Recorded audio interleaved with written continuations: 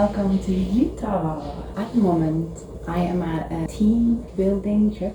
We're going into Salt Lake City today. It has lots of yarn shops. So yeah, let's go. Bring your coffee.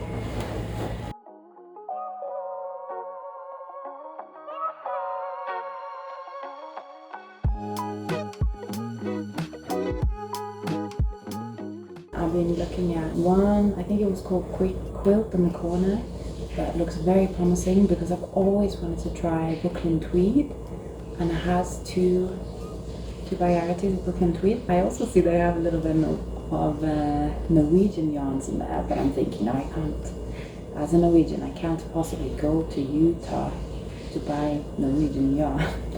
The sun has gone. But yeah, let's see. I'm gonna take you with me. My knitting plans.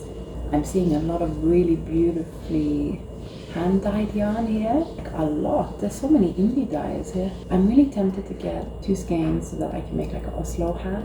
Then I also have another cardigan in mind that I really want like a lime green DK yarn for. Right now I'm thinking that I want to get Wool the Dreamers, but maybe if I find something in Utah I can get it. It'll be my souvenir. I am still in this crisis. I'm not left. Okay, these friends didn't solve anything. These friends didn't solve anything. They're just there.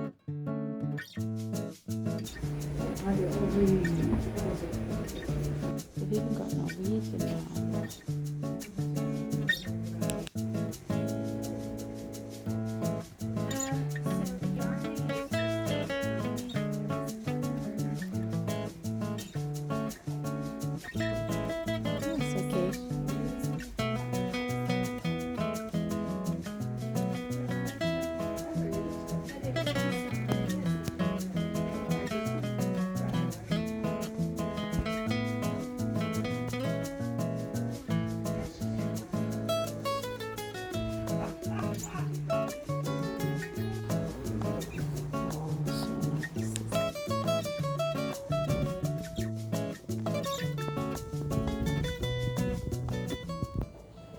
Anyway, I thought I could say hello from the hotel room and show you a little bit of my project that I've been working on while I've been here.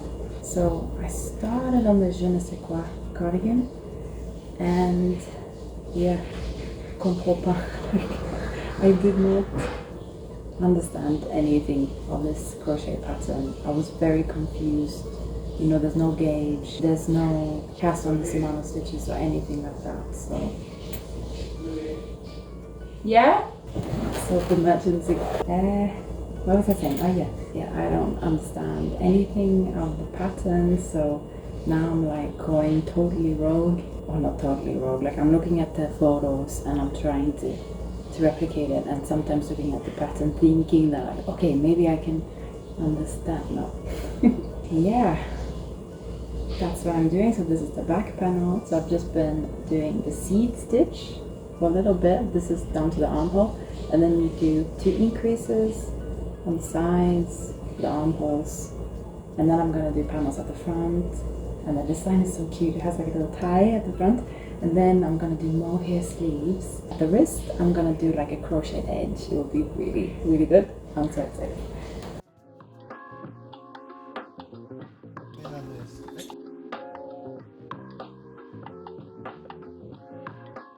It's coming to an end, and it's been so much fun. We've been a really diverse group of people. People from, well, Norway, Portugal, Colombia, the States obviously, Uganda, Malaysia, and we all just got on so well as a group. And let me tell you, this is one of the most like physically active I've ever been on a trip. I'm destroyed. Like, we went for a bike ride. It was like 39 miles. My butt, I can barely walk. And yeah, we've been hiking on hiking trails, and it's been absolutely astounding. Utah is so beautiful. If you've been thinking of going, you need to go. It exceeded all my expectations.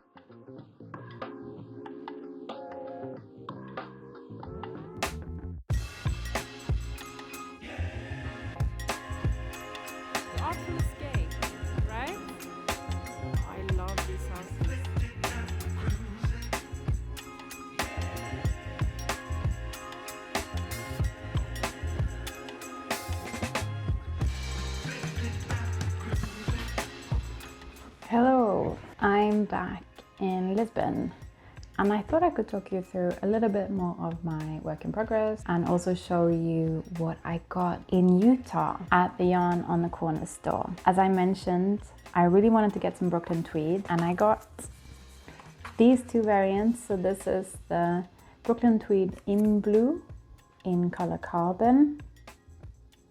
Very beautiful. It's so soft to the touch, and at the same time it's like slightly rustic looking. I love it. Then I got this Arbor American Taji, I think that's how you pronounce it, wool, which is also from Brooklyn Tweed, and this is called Black Fig. Isn't it gorgeous? It's like a slightly purpley black. And from this I did knit an Oslo hat.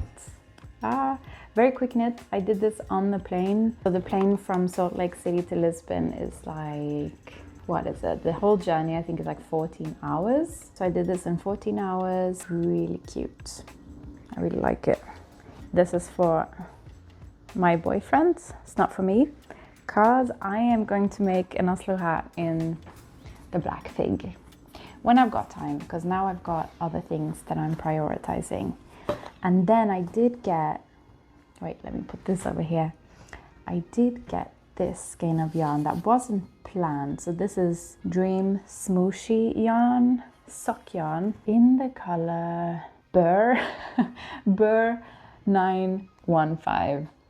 I don't know if you can see that. But anyway, I couldn't resist this. I've never ever bought yarn in this type of coloring before. But recently I did see, what is it called? Retrosario Rosa Pomar here in Lisbon. They have a yarn shop and they also do yarn designs, and they did this absolutely gorgeous vest. I think it's called the, I can't remember, but I'll put it up on the screen. And basically I really like that vest because they have a base yarn. I think they use their yarn Joao in like a dark color. I think it's brown.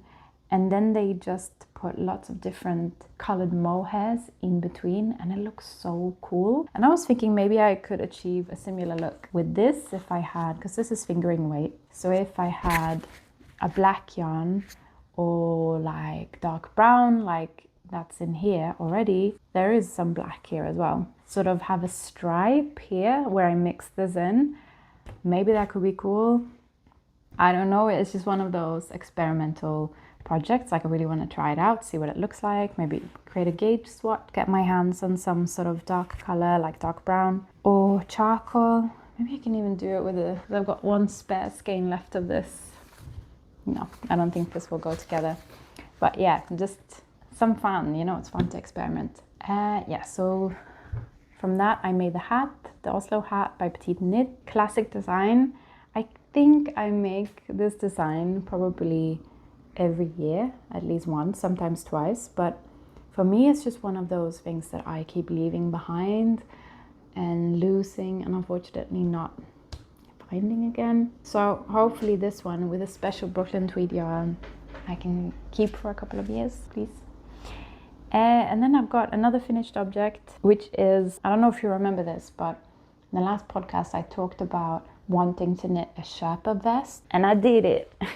So this doesn't have a name yet, although actually my friend came up with a really cool name, Heidi's Fancy Vest. Isn't that an adorable name? So I really want to keep that. And last minute, like when I finished this, I wasn't planning on having like a crocheted edge finishing like that. I was sort of dabbling with the idea like, maybe I should do an I-cord or like a double knit in the same yarn and the same color, just like smaller needle sizes. I wasn't really feeling that because of the way the shoulder is constructed. Like this goes slightly over the shoulder. So I thought if I had a thicker double knitted edge, it wouldn't look good. It would just look weird because it would sort of stand out from the shoulder. But anyway, I'll put this on so you can see. Although it is 40 degrees Celsius in Lisbon today, it's so horrible that I'm almost moving out of the country. And I'm not even joking, like I'm almost there. On Instagram, I was sort of asking people whether they liked buttons, because I had some longer sort of vertical buttons, or if they preferred an I-cord. And I think about 80% said I-cord, and I agree with it. And it sort of looks like this. It's quite cute, very oversized, That was the point. And yeah, I think this brown edge detail is really lovely and makes the piece a bit more unique than if it was just a plain old color. That's done. Very quick knit. I think I did it in like 2 days. I used really thick needles. I held together 2 skeins of alpaca boucle together with drops charisma. So 3 strands of yarn together, and it created this bulky, verging on super bulky thread. I started with a back panel here, and then I did some German short rows. So that's why you can see that it lies on the shoulder quite nicely here. In the beginning, my plan was to make it shorter, but yeah, I don't know what happened. I just went with this and I was like, yeah, this is fine. And at some point I was thinking, maybe this can be a sweater. You know, I didn't really have a very detailed plan for this, but I'm very happy with the way it turned out, and I'm happy that I was in that sort of creative, I don't know, whatever, let's just go with the flow type of vibe. It's very hot. It's like I need it off me. On to my next project. In the last video I also mentioned that I wanted to make another sample of my lacy Susie sweater, this time in white, and I was really curious to experiment with some different yarns. So before, in the original sample that's pink, I held 2 strands of melody together with 1 strand of kid silk mohair, and I really liked how that turned out. I found that the kid silk mohair gave it a bit more structure, but still, like, now that I've worn it, I thought, what if I put a yarn that has more polyester in there, so it holds its shape even better. So that's why I wanted to go with Drops Air.